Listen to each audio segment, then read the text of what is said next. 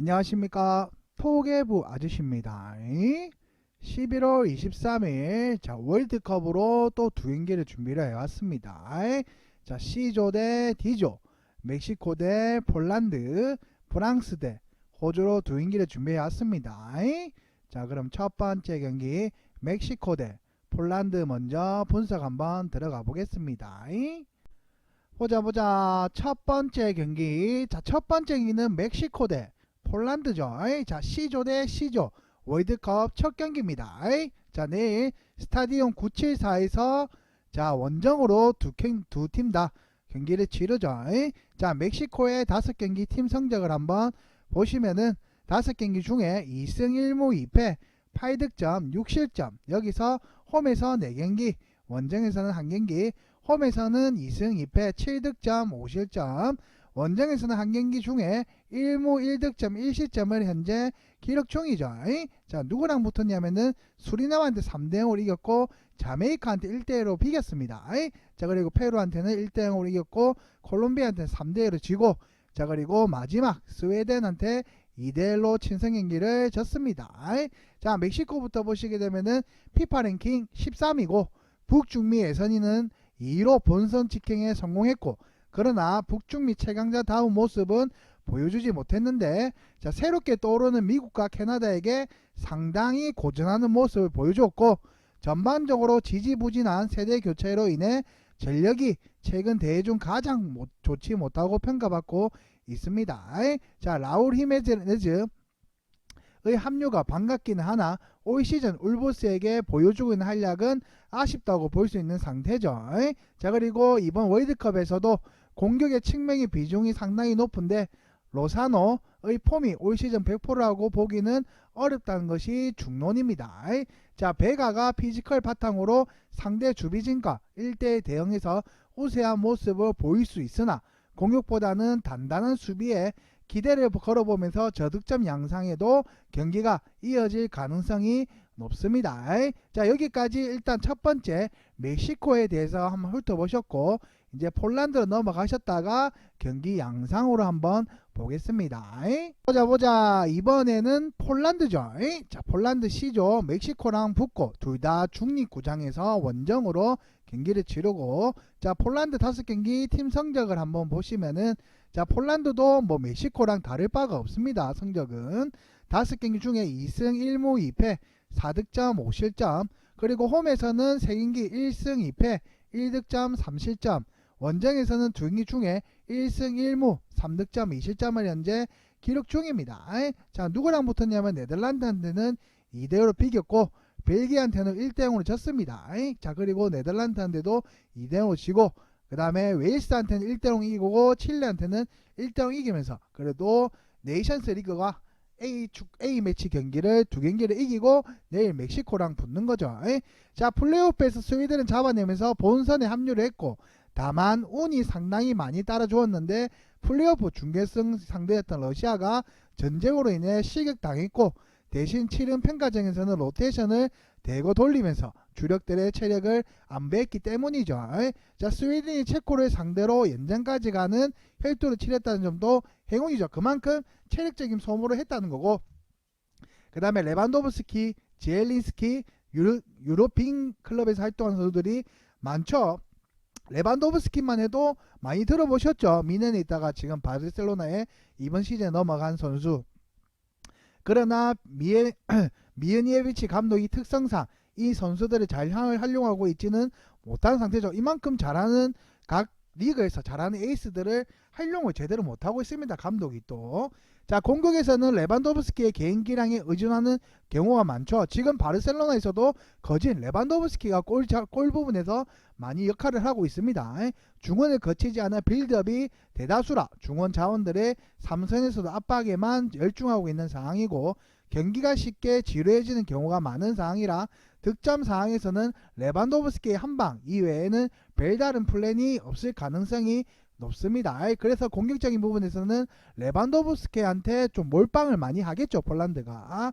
자 그래서 여기까지 폴란드에 대한 정보고, 자 경기 양상으로 한번 넘어가 보겠습니다. 보자 경기 양상으로 한번 넘어가 보겠습니다. 자 멕시코 대 자, 폴란드. 자, 일단은 이 두 팀에 대해서 승무패를 떠나서 일단은 저득점이 최우선으로 생각하는 것이 좋은 매치고, 멕시코는 끈끈한 조직력을 바탕으로 중원과 수비의 안정감이 좋고, 폴란드도 경기를 저득점 양상으로 흐르게 하는데 능한 편이고, 그나마 주포라고 할 수 있는 선수의 퀄리티가 좋은 폴란드가 조금이나마 날카로운 공격을 가할 가능성이 높은 편이라고 보일 수 있기는 하다. 일단은 이 두 팀을 보더라 스트라이커 부분에서는 폴란드 쪽이 공격적인 몸값이나 피지컬 쪽에는 레반도프스키가 있기 때문에 어느 정도는 수비적인 부분에서 싸우다가 득점 부분에서는 한 골 차이, 이 정도 차이로 저는 겨우 한 골로 저는 1대0 싸움을 나올 것 같습니다.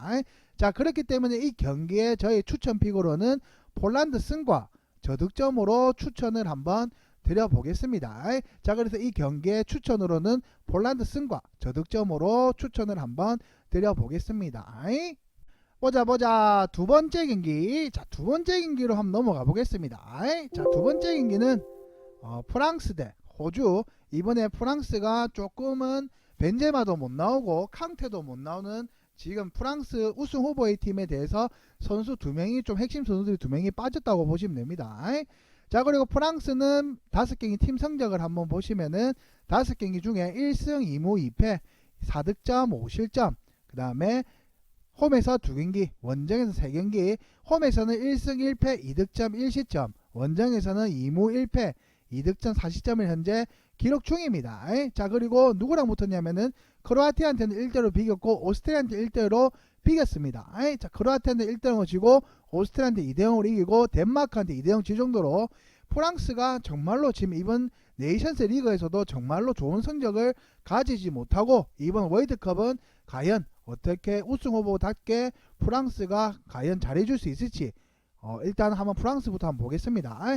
디펜딩 챔피언이지만 유로와 네이션스 리그는 성적이 만족스러우지 못한 상태고 월드컵도 조 구성도 우크라이나, 핀란드, 보스니아, 카자흐스탄과 같은 조라 상당히 운이 따라주는 것도 사실이죠. 그만큼 강팀이 프랑스만큼 강팀이란 팀이 없었습니다. 자, 그리고 20년 전에 겪었던 디펜딩 챔피언 징크스가 다시 되풀이 될지도 모른다는 불안감이 잔존하고 있는 사실 전 포지션에 걸쳐 단단한 선수층을 가지고 있으나 핵심 선수 낙마가 너무 많은 것이 문제. 포그바, 캉테의 낙마는 이미 기정사실이었고 핵심 공격수를 역할을 해줘야 하는 벤제마도 부상으로 인해 월드컵 불참이 되면서 2002년도 같은 부상 악령에 시달리고 있는 상태입니다. 그만큼 다 한 번씩은 이름을 다 들어보셨을 겁니다. 포그바, 캉테, 그 다음에 벤제마 못 들어본 이름이 없을 겁니다. 그만큼 이 선수들이 부상으로 인해서 지금 못 나오고 있다는 거죠. 자, 일단 1대1 상황에서는 앞서고 있고 공격 시에서 윙백을 깊숙하게 배치시키는 경우가 많아 기본적인 공격력 정도도 보장할 수 있는 상태라고 보시면 됩니다. 자, 그래서 프랑스의 이 부상이 3명이 빠져서 못 나오지만 그래도 전력 스쿼드 부분에서는 프랑스가 아직까지 그래도 좋은 애들이 많이 남아있기 때문에 어떤 모습을 보여줄지 월드컵에서 일단 조금은 기대는 됩니다. 보자, 두 번째 경기, 두 번째 팀으로 한번 보겠습니다. 프랑스는 한번 보셨고 D조고, 자, 호주 같은 경우는 엄청나게 좀 힘든 상대를 만나죠. 자, 호주 5경기 팀 성적은 5경기 중에 4승 1무 7득점 2실점, 그리고 홈에서는 3경기 2승 1무 3득점 1실점을 기록 중이고, 그 다음에 원정에서는 2경기 2승 4득점 1실점.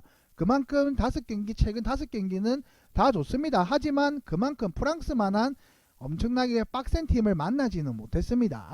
요르단한테 2대1로 이겼고, 아랍에미리트한테는 2대1로 이겼고, 페루한테는 0대0로 비겼고, 뉴질랜드한테 1대0으로 이겼습니다. 자, 그리고 뉴질랜드한테도 2대0으로 이기면서 호주가 일단은 내일은 이 팀들이 아니라 강팀 프랑스 우승 후보팀을 만나는 거죠.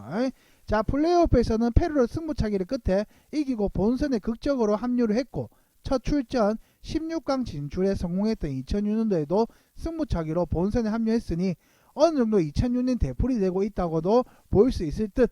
다만 일본과 사우디 등 본인들과 대등한 전력을 상대로도 경기력에서 별다른 인상을 보여주지 못했던 것이 매우 아쉽고, 팀 K1 등 황금 세대를 성과를 냈던 과거와 비교하면 스쿼드의 무게감이 상당히 떨어진 상태입니다. 자, 그리고 공격진에서는 자국 리거들이 비중이 높아 선수들의 플레이의 스타일을 잘 알고 있다는 점이 장점이 될 수 있는 상태고, 다만 롱볼 위주의 축구를 하는 팀은 공격진 중 가장 큰 선수가 185cm로 듀크라는 점도 문제가 될 수 있으며, 그만큼 롱볼을 하더라도 그만큼 신체가 엄청나게 크다고는 못 느낍니다. 185 정도는.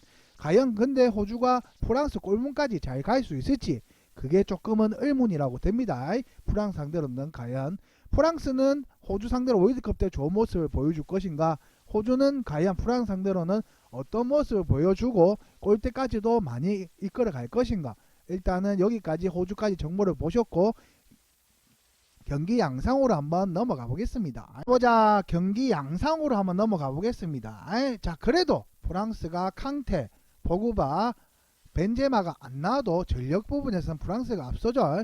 프랑스의 승리로 점치고 있고, 자, 그 다음에 부상과 악력에 시달리고 있기는 하나 그래도 호주에 비하면 압도적으로 전력 차이가 점하고 있는 상태고, 물론 호주가 꽤 수비적으로 나서면서 공격에서의 세부 전술이 부족한 프랑스의 약점을 공략해 볼 가능성도 있을 것이고, 득점력에서는 별다른 모습을 못할 가능성도 높고, 언더 주력으로 삼는 것도 추천할 만한 선택지라고 할 수 있을 겁니다. 저도 이 경기를 보면은 일단 벤제마 핵심 선수가 벤제마, 뭐 캉테, 뭐 포그바가 안 나와도 그 전에 네이션스 리그에서도 엄청나게 좋은 모습을 못 보여줬고, 이제 월드컵 첫 경기다 보니까 일단 승점 3점에 가져올 거라고는 하겠지만, 그래도 득점력 부분에서는 아직까지는 뭐 정확한 프랑스의 면목을 못 보여줄 것 같기 때문에, 그래도 프랑스는 가져오겠고 다득점으로는 조금 어렵다고 봐지기 때문에 이 경기의 추천으로는 프랑스가 저득점으로 추천을 한번 드려보겠습니다.